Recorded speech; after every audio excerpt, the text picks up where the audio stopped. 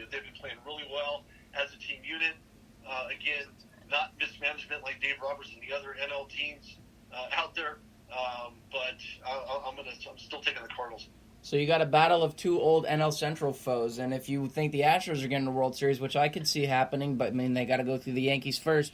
We can also say Zach Greinke, who you mentioned earlier, does not have a stellar postseason track record. I understand it's in about half the innings as Kershaw. It's about 80 to 90 for Greinke, but an ERA of nearly 4.7 for Greinke in the postseason. Okay. Yeah, no, I do like that matchup. I think Greinke, if he cleans up his form and doesn't allow those balls to get away from bases are loaded, runners on the corners, you have to know when to make those pitches, when not to, when to just give it up to your back catcher and maybe get somebody out who's, to try to slide second. So I really appreciate, as a matter of fact, I appreciate October baseball in general, and I love watching the sport. I got to take the Cardinals on this one. Okay, all right, let's go on to something else, and then we'll talk about our show, okay? But obviously you live in the Denver area, so tonight you will talk a little bit Denver sports. Is there anything interesting that folks here on the national level should know about Denver sports that's worth talking about? Well, to be honest with you, 1 of 14, there really isn't a ton to really look at right now. I mean, they're just not finishing. There was some comments and some rumor mill things that are going on in regards to the Broncos and how if they were not able to beat the Chargers, and they actually won a game. Now they're 1-4, like my team is in the AFC North. But 20-13 over San Diego. Of course, now Pittsburgh travels to Los Angeles to take on the Chargers. Nothing really specifically that I know of. Nothing major on the injury list as far as I'm concerned. I mean, you do have a couple guys who came back, Cortland Sutton and Emmanuel Sanders, on more of a full-time basis. But they have a pretty stout road ahead of them. A lot of things are going to have to do right against the Tennessee Titans, who did walk away with a win week before last. To be quite honest with you, you're going to have to stop that run game. The only way to stop those Titans and Derrick Henry, who seems to be busting out at the seams whenever he has daylight, you're really going to have to stop that run and impose your will, especially on third and shorts. But they have to put them in that situation to begin with. Let me mention a couple things here really quickly. Number one, unfortunately, the Nuggets have never been to an NBA Finals, but the one team that I've always thought that's been a pretty good winner is the Colorado Avalanche. What are the things looking like for the Colorado Avalanche? They have high hopes for them out there. Well, the season's really, really, really young.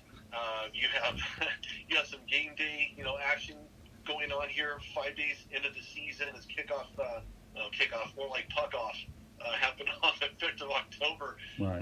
They're off to a 3-0 start with wins against Dallas, Arizona. You have Vegas, the Golden Knights. It's a long season, and to be quite honest with you, they're looking good. They're taking on the Bruins this weekend at the Pepsi Center.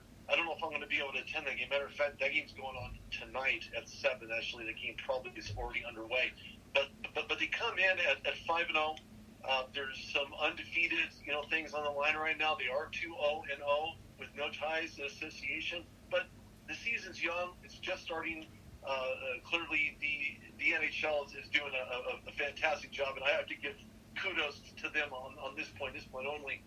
Is that the type of social media marketing they're doing this year is a lot better than years past.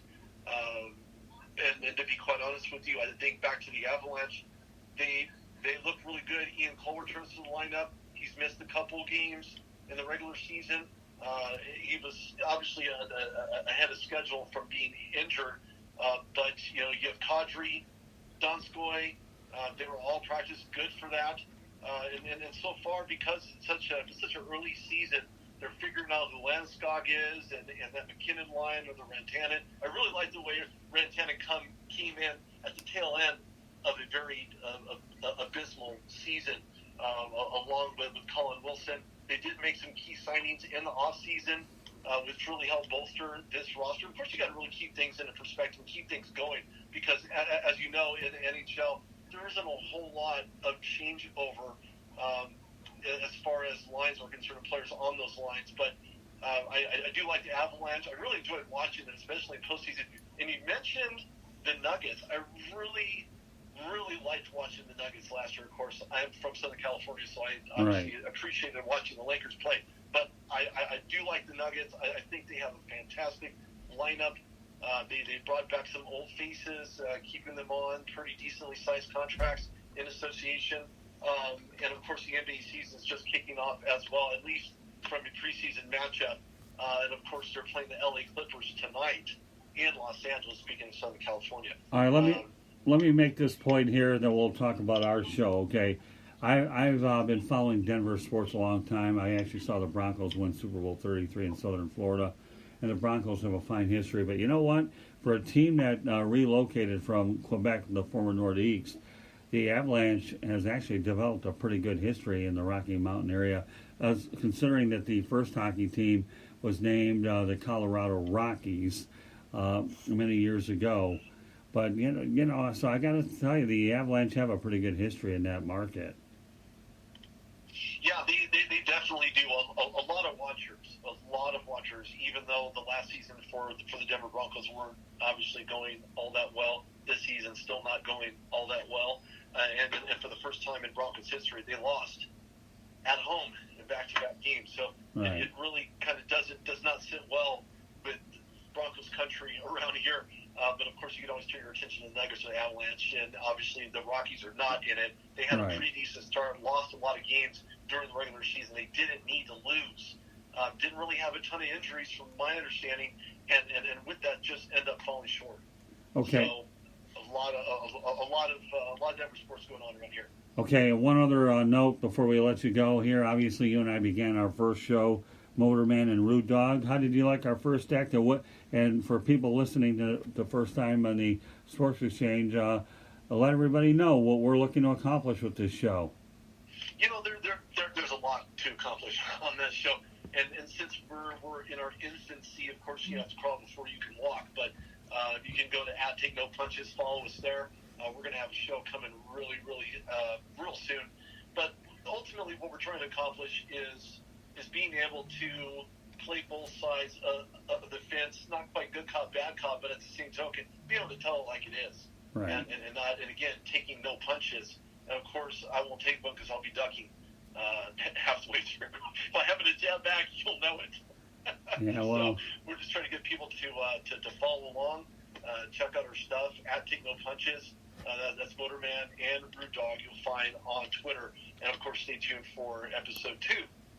As it were, coming real soon. Yeah, that's true. I think the one thing you and I have talked about when we created this show here for the South Florida Tribune Broadcasting Network is you got two guys that are experienced, knowledgeable, and have a lot of energy. And as Lewis continues to get acclimated to the broadcast side, you know, that's the thing that we're trying to get done. And I think that with every show that Lewis was here, well, see this guy's energy level perk. But that I got to tell you, though, Rudy, about him, we're breaking him in a little bit with the other sports. Let me tell you, this kid here, when it comes to baseball, he ratchets it to another level, though. He really does. So, I don't know.